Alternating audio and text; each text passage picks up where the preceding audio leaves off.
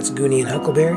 I'm Jesse, and we found this giant pile of pallets, and we are going to use these to make myself a desk. I've only ever done 2 other pallet projects, and that was many years ago. The first step is to collect clean pallets, and the next step is to take them apart. And I started with a blue one here, and I didn't know that it was the most difficult. It has a lot more wood, so it's heavier, and has like 4 times as many nails. Right here it claims the life of one of my blades, so I pull out the crowbar, which I bought like 7 years ago to do a pallet project. And I managed to get this section separated, but that doesn't help me at all. I tried this technique where I put some bricks underneath and I just hammer the pieces down, but because the nails stick so good, it just ends up breaking the board. So then I try this other technique of carefully prying them apart, and then this pallet claims the life of my hammer. I'm trying to be so patient and careful with this piece of wood, and then look, it just gives up. It feels like I haven't even started the project yet. I mean, what am I even doing here? There's so much wood in this pile, and only a couple pieces were usable, so I skipped to the next one. For these pallets, I could just use the sawzall to cut the nails up. In my experience, the nails are really long and twisted, so they're hard to get out, so I just cut them. This project is sponsored in part by the Resource Area for Teachers, also known as RAFT. They don't sell flotation devices, but they sell all kinds of recycled materials for teaching. You probably could construct an actual raft of some kind. RAFT, located in San Jose, California, sells all kinds of supplies and learning kits for educators. They specialize in making some building kits out of recycled materials. Teachers can buy these kits in bulk, or they can visit the store. Their goal is to provide more hands-on learning experiences with science and mechanics to help promote problem solving and creativity, and they primarily use material that would have otherwise ended up in the dump. These are my kind of people. It looks like the nail cutting technique is working. I'm trying to preserve the length of some of these boards. It'll come in handy later. It would be easier to cut them out with a circular saw, but I can preserve a few extra inches this way. This blade is missing some teeth, so it's struggling with this nail. I don't want to waste blades, but it wastes so much time and effort to cut so slow. I got this sawzall as a gift like 9 years ago. I had asked for a miter saw and they didn't understand, so I got this instead. The middle row is difficult to cut sometimes, but it's easy to pry once the outside rows have been cut. I'm scared to pull the end of the pry bar into my thigh. I have a feeling I've done that before. I can see myself flinching every time I pull on it. This pack of blades says it can cut through wood with nails and steel I-beams. I don't know about all that, but with the new blade, it's cutting real quick.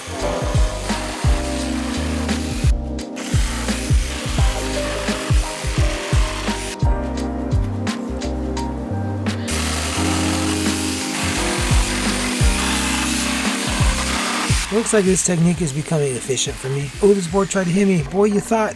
It just seems like this method is working for me with these kinds of pallets. It's free lumber that they were just going to throw away, you know. So it'd be nice if I could make something useful out of it. Now this thing's acting like it has no bones. Working with pallet wood isn't that bad as long as you can figure out an efficient way to take them apart.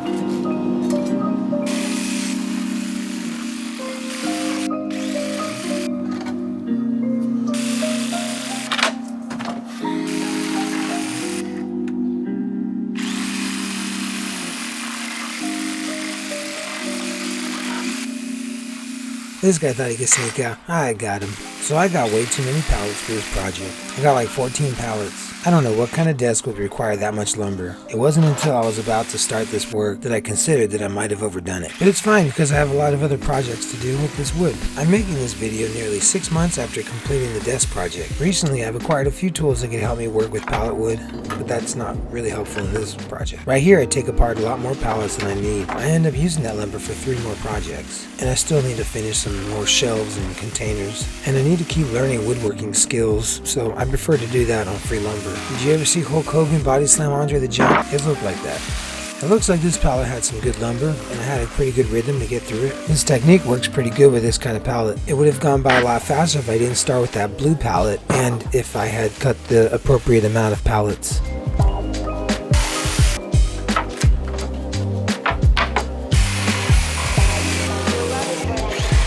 At this point, I'm just tired of doing this, and I have created a huge pile of lumber. So now that I disassembled the pallets, my next step is to remove the nails. All the nails I didn't cut, I just hammer through. But the cut nails, I have to use this little tool I made from a giant screw. For me, this part seems pretty easy. When I'm prying apart the boards, they split a lot, and that really stresses me out. But when the boards are already separated, and all I need to do is knock out the nails, the boards can't split. It's a little tedious, but there's no failure rate at this phase. And that big screw that I'm using to punch nails through, it still has its threads, which keeps getting stuck. I don't know why I didn't clean that up before. And this nail removing phase is where I actually only clean what I need for this project. I left a huge pile of boards with nails sticking out for several months. I kept telling myself that eventually I would use them, and eventually I did use all of them, and I still have some pallets left over, but they are intact and stored upright. Most pallets just use pine or oak. I found a couple that weren't either pine or oak, but I don't know what they are. But I guess the majority are just oak and pine. And sometimes pallet wood is treated with chemicals that are unsafe, so I wouldn't recommend using these for something you'll eat off of. But probably a computer desk or shelves or a workbench would be fine.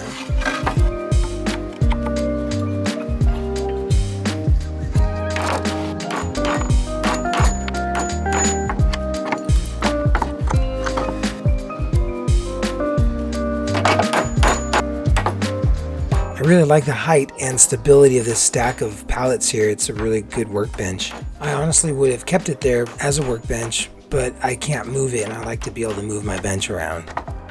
So I finally got tired of struggling with this giant screw. I'm just going to use my angle grinder to take down some of these threads. Just give it a few touches on the sides and one tap on top, and that's it. I should have done that way earlier because I would have saved myself a lot of struggle. This is my last piece. I think I was just done trying.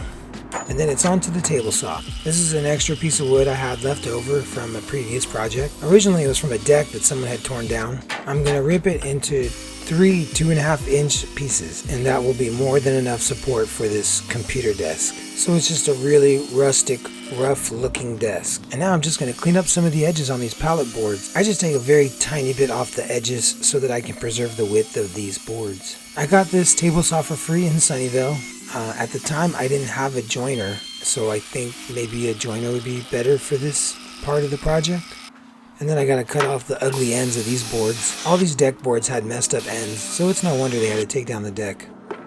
I don't need the full length of these boards, so I just cut off the nasty parts and, you know, you got yourself a stew.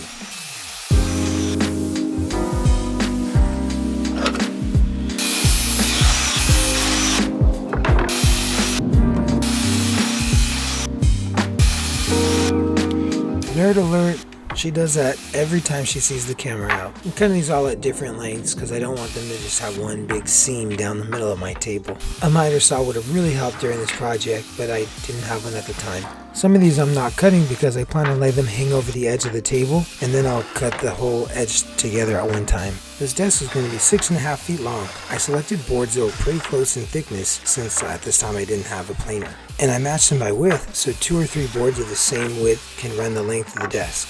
Piece of cake.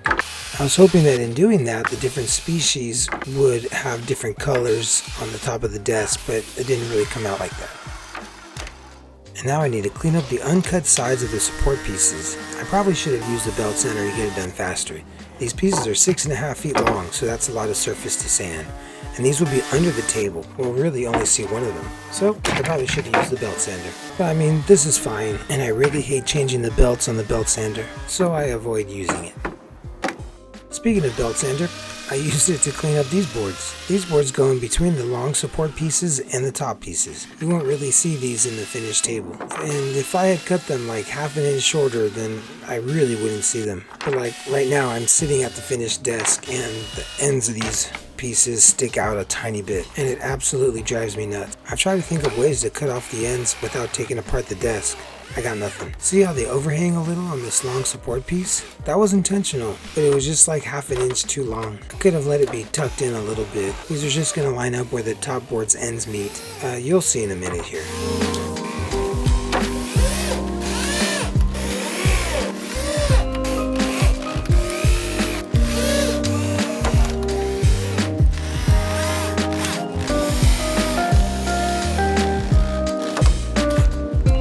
Now I flip this thing over and get started on the top side, but upside down. I'm just putting screws in the underside of the pieces that go on the top of the desk. Just making sure the screws don't go all the way through. This side of the table goes against the wall.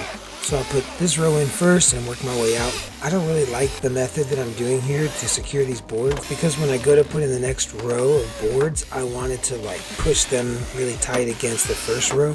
I guess I could have put a cleat in the pallets that it's resting on and then just use my hip to press against that. See, I'm starting on this far board in the second row. When I went to put in the screws, it shifted a little bit, and so then I find there's a little gap right here. So I had to take all those screws back out and then readjust it again and try to get it tight and put the screws back in. So I can tell you, 5 months later, the first 3 rows are tight and snug, but as you go out, they don't look as snug. Maybe if I'd used a joiner instead of a table saw to straighten out the edges, and maybe if I'd used like a cleat, like I had said, to push against, that would have helped. But I think what really messed me up, which isn't on camera, I had stored these pallets outside. I should have put the boards in my garage or something after I disassembled the pallets, and then just give them a couple months to sort out their size issues. Because I'm using screws, they don't twist up or anything like that, but a few of them shrank a little bit.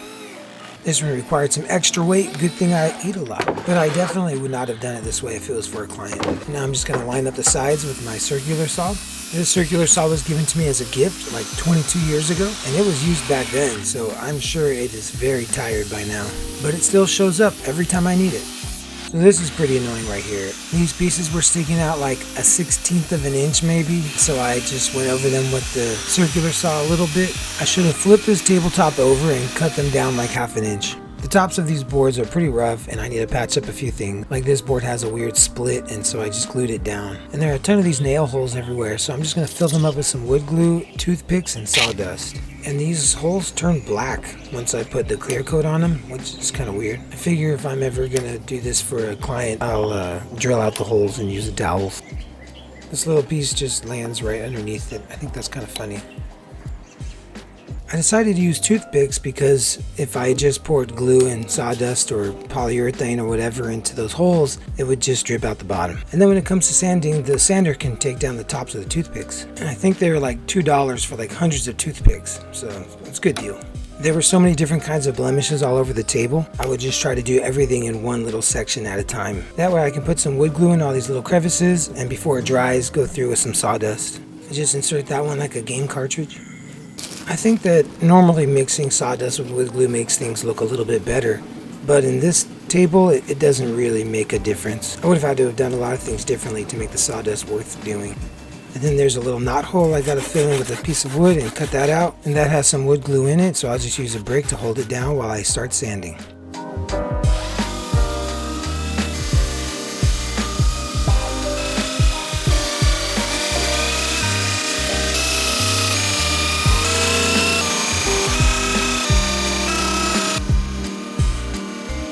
What a transformation. I think that's a pretty good result. I'm just going to round over the edge here because my forearm is going to rest on that exact spot. So I uncovered a lot more gaps. I'll just go through them all again with sawdust and wood glue. The belt sander pretty much got everything level but not smooth, so I need to go over this with another sander. Oh, that's a lot of glue. Some of these gaps stay closed. So I think the front row and the back row, I think those boards are oak, and the narrow cut boards and the ones that used to be blue, those are probably pine. But there's this board that's second from the back. I could not ID it. It sits right in front of me in my workstation, and I don't know what it is. It's heavy, but its grain doesn't look like the oak pieces. If you think you can ID it, let me know in the comments, please. And after all that sanding and filling holes, it's time for the first coat of oil-based polyurethane. This was taking place in the winter, like the last week of January, and the weather was just excellent, but there was a ton of dew every morning. So I had to wait a few hours for this thing to dry up a bit, and then lean it against the wall so that it was underneath the roof. And then the next morning when the sun came out, I had to pull it out and put it back on these pallets. It's easy work if you get the timing right. The next day here, time for the second coat of polyurethane, but then I realized this brush is done. I tried to preserve the brush in a plastic bag, but that polyurethane just wrecks it. So I got a new brush. I buy them in 3 packs from the dollar store, but I still don't like to waste them. It's whatever.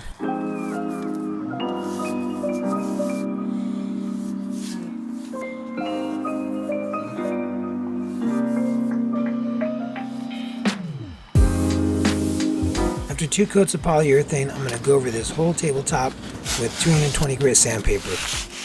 I had to wait for the next day for this one.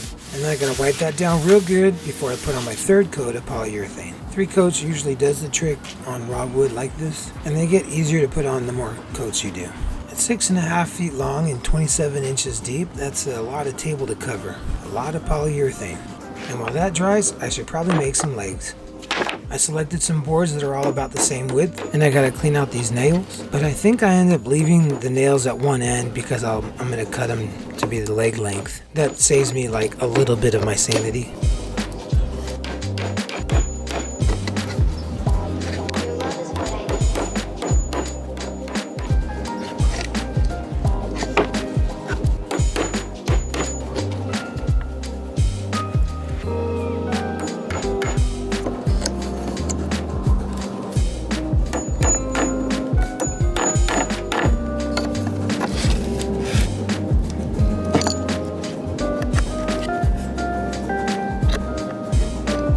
And then I just got to give him the once over with this belt sander. I'm going to slap two pieces together, so I think I only need to sand one side.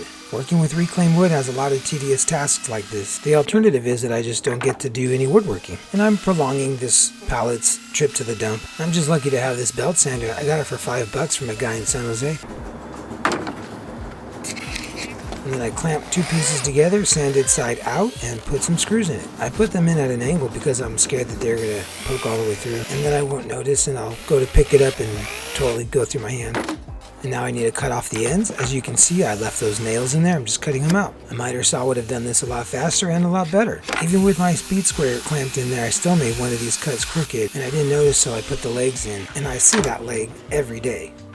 I just need to clean up one more piece of wood. I just wanted my legs to be a little more stable, so I'm cutting up some triangle pieces. I think that's called a gusset, but that might be depending on how you use it. The way that I am attaching the legs might make them susceptible to being kicked in. These are just meant to prevent that.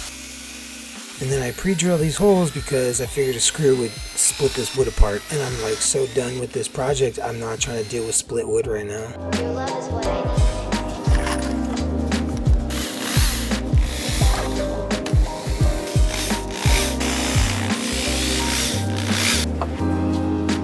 It's okay, this isn't a big deal because that's not where the screws were. So even though that piece is only half as long as the other one, that leg is still super sturdy.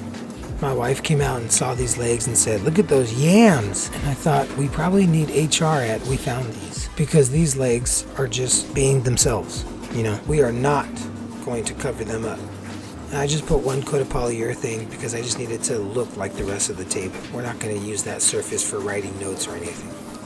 And now you're in my house. The legs are going to be screwed into the 2x3 there. A couple screws on each leg should do it. I'm only doing 3 legs because the back of this table is going to be attached to the wall. And then I put a little screw through those little triangle pieces so that we don't accidentally kick in these legs.